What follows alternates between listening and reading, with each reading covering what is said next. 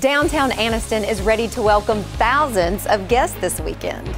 Summertime weather coming to East Alabama. We will have the complete weekend forecast straight ahead. Coming up in sports, some local track athletes have brought home some state championships. We'll talk about that coming up. EAN Local News starts now.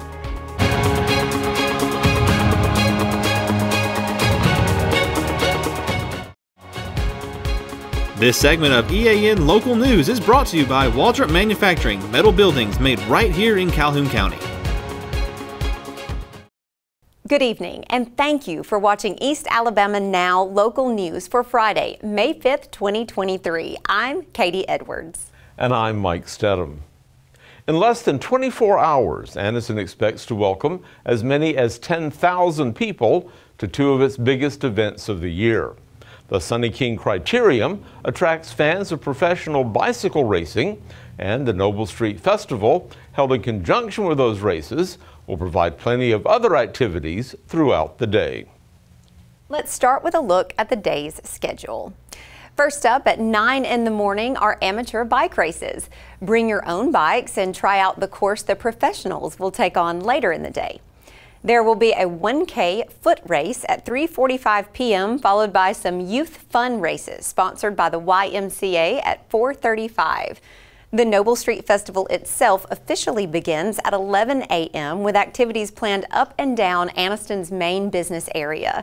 The main stage, set up between 9th and 10th Streets on Noble, will have a full afternoon of musical acts, and it will start with a live animal show from the Anniston Museums and Gardens at 11. The professional bike races start at 5:20, so get to the course area early to get a good viewing spot.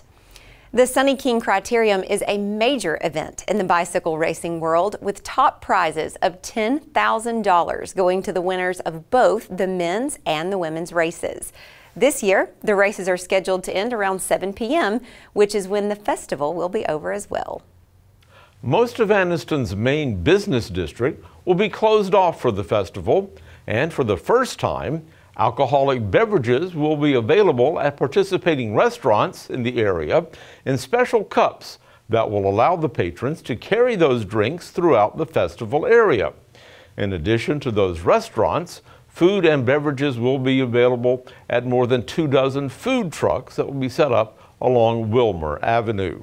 A special kids zone will feature rides, arts, and crafts for younger guests. All of these activities are scheduled to run from 11 a.m. until 7 p.m. To prepare for all this activity, Anniston Police will be closing off several streets surrounding the festival area. This map shows where the roadblocks will be placed. This plan allows for foot traffic only in the festival area. The roadblocks will be set up at midnight tonight and will be in place until midnight Sunday morning. In addition, the police are barricading all of the parking spaces on Noble between 10th and 11th Streets this evening, and any cars left in the closed areas will be towed away. Anniston Police Chief Nick Bowles tells EAN News that his department has been planning for this festival for months, and plenty of security will be on hand for the entire event. We'll have a lot of roads blocked off, and we're calling a lot of people in to come in and work actually the event inside and outside of it as well. So other than our regular patrol officers, we'll have people all coming in from off duty and doing things, just security at the gates and roving security patrols, making sure people's cars and belongings are safe and things like that. We'll have our cameras out here, we'll have all kind of extra assets out here, to make people feel safe and want to come downtown and spend their time and spend their money. When we return, we'll tell you about another local event planned for this weekend that involves walking instead of biking. Well, my name's Mike Craven, and we recently purchased an open carport, metal carport from Watershed Manufacturing. I have an extra car. We have a very small home, very small driveway, and I needed somewhere just to park another vehicle, just out of the weather. And I had been told by 2 or 3 friends that knew we had recently remodeled a home that Waldrop's were the people that you need to go talk to.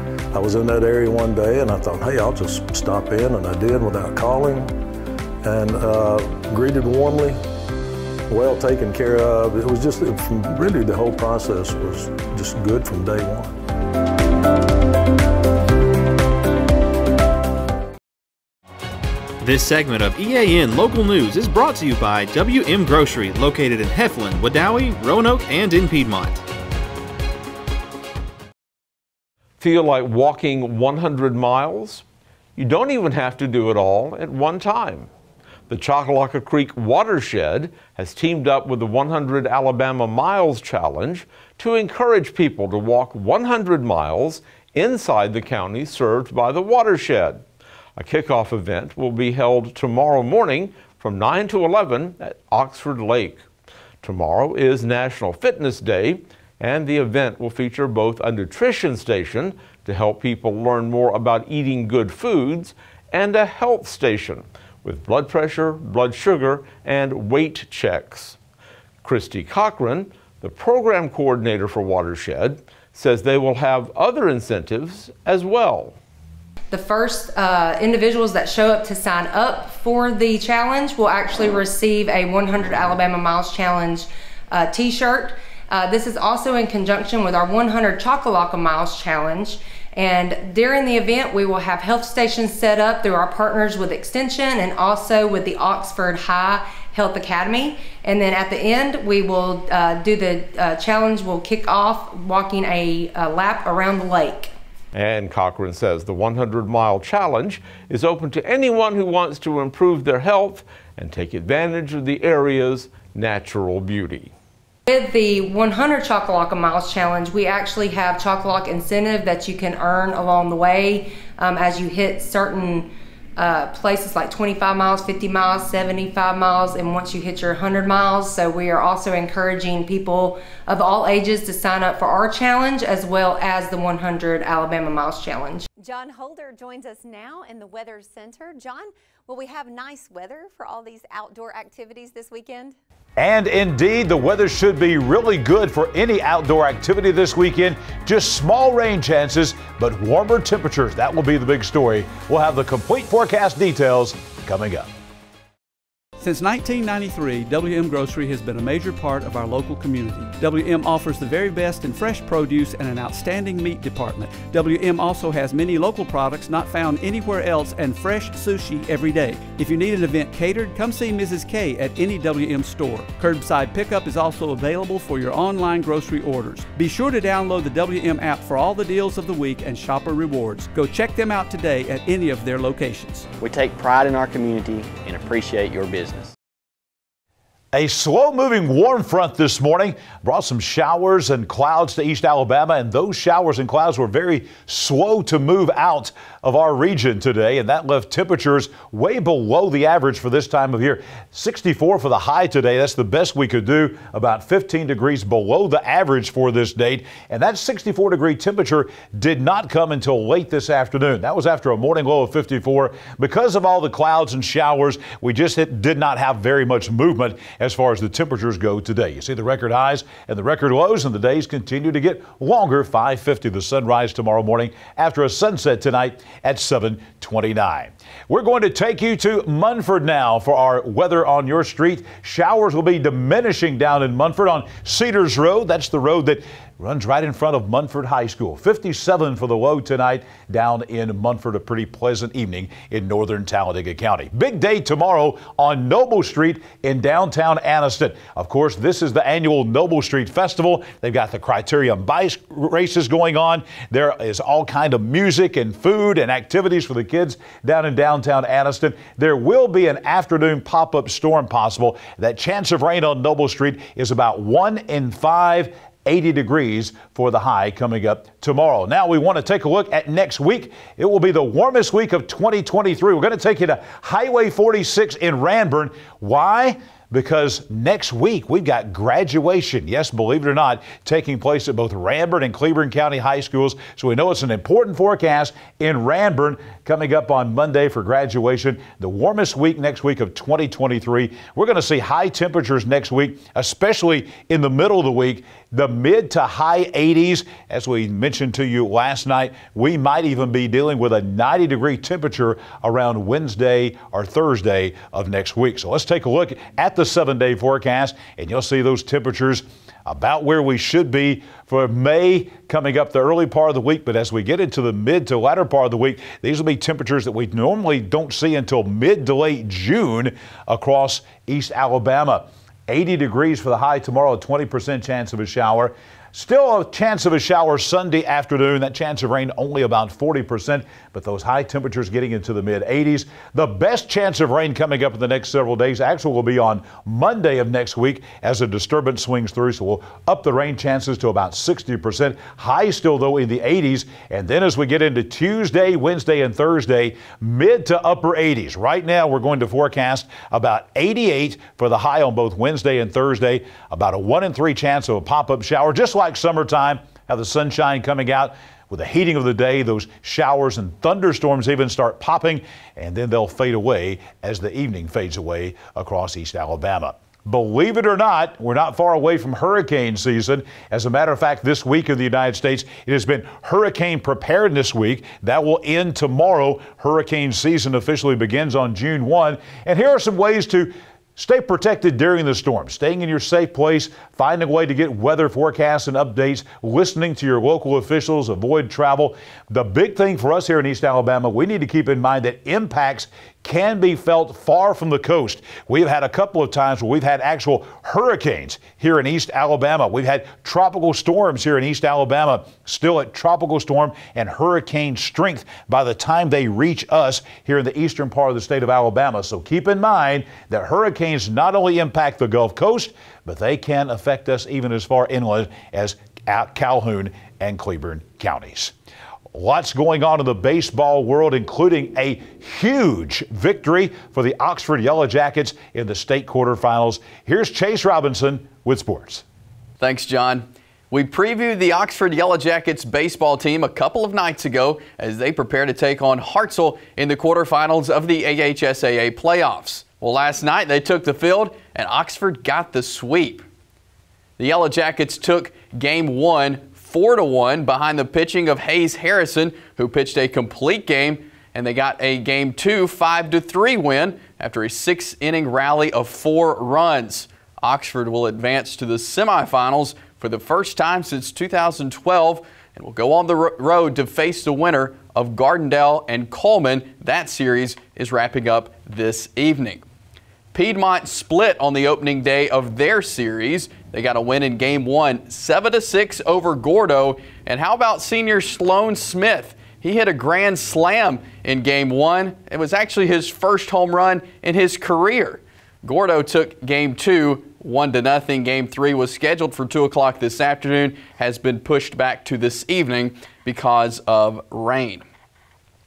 The road to Choccolocco Park for high school softball state tournament begins next week as regionals begin for the area champions as well as area runner-ups. Looking at the first round pairings for our local teams in Class 2A, Pleasant Valley will take on Fife in Albertville. In 3A, Piedmont will play Susan Moore first round, as well as the Weaver Bearcats taking on JB Pennington.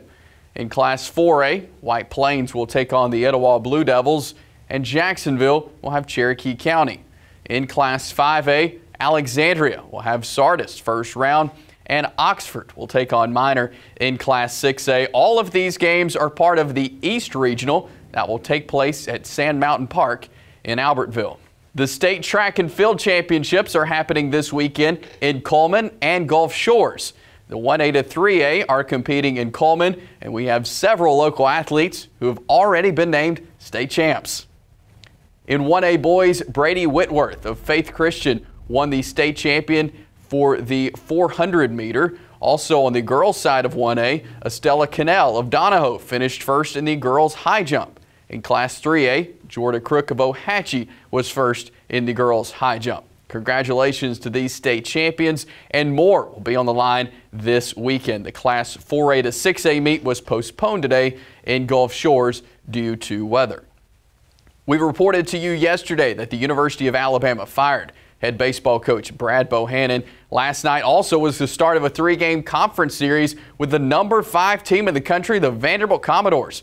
Andrew Pickney had a grand slam in the second inning that helped lift the Tide to an 11-2 win over number 5 Vandy. This was the first game that interim head coach Jason Jackson led the Tide, and he addressed the media last night and to what he told the team prior to last night's game. Just kind of told them business as usual, man. You know, you guys have done a great job all year of taking care of business. You go out, you play your game, and that's what we're going to do tonight, right? Nothing changes. Everything that we want to accomplish is right here in front of us. You guys have been playing your tails off, and we're going to get out and play our tails off again tonight. And that was the basic message, and we didn't really say a whole lot. New details emerged late yesterday afternoon that does connect former Tide coach Brad Bohannon to the bets that were made on Alabama-LSU game last weekend. Bohannon was in communication with the bettor as he was making the bet on LSU to win the game. The Tide continues their Vanderbilt series today. It'll wrap up tomorrow in Tuscaloosa. Here at East Alabama Now, we are seeking to bring you the best, most informative content. And on the sports side, we'll be bringing something new next week. We'll be having a live 1-hour sports talk show geared to you, the East Alabama sports fans. Southern Sports Now will debut Wednesday at 10 a.m. and it will give you a chance to get caught up on everything going on locally, across the state and nationally in the world of sports. We'll have local coaches to national media members as guests. It's going to be a lot of fun. You can watch it live each weekday on the East Alabama Now Facebook page and YouTube channel. You can comment, interact with us along as we do the show, and get your opinions out there. So join me beginning Wednesday at 10 a.m. for Southern Sports Now here on East Alabama Now. That's it for sports. Let's go back over to Mike and Katie. Thanks for watching East Alabama Now Local News. We have had a great first week bringing you all the top stories from our local communities, and we hope you've enjoyed watching them. We want to give a great big shout out today to our friends here at Parker Memorial Baptist Church for letting us use this remarkable studio facility. And we thank our outstanding technical crew that has done such a great job for putting these newscasts together. That's right, and we are just getting started. Please check back with us every weekday evening around 6 on either Facebook or YouTube to get your news on your schedule. We'll see you Monday.